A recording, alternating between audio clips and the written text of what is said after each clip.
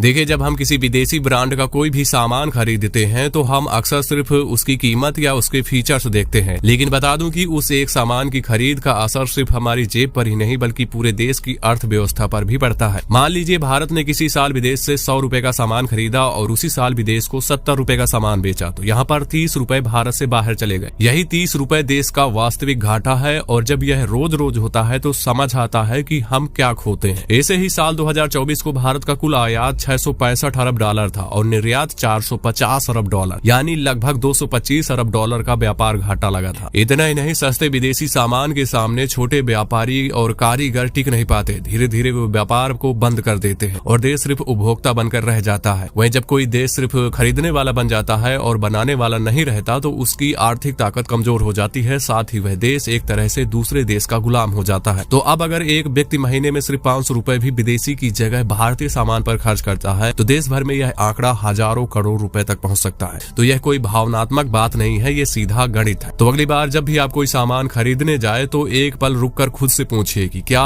इसका भारतीय विकल्प भी मौजूद है। अगर है तो उसे चुनिए, क्योंकि हर सही चुनाव, हर समझदारी भरी खरीद और हर छोटा फैसला मिलकर किसी भी देश को आत्मनिर्भर और मजबूत बनाता है।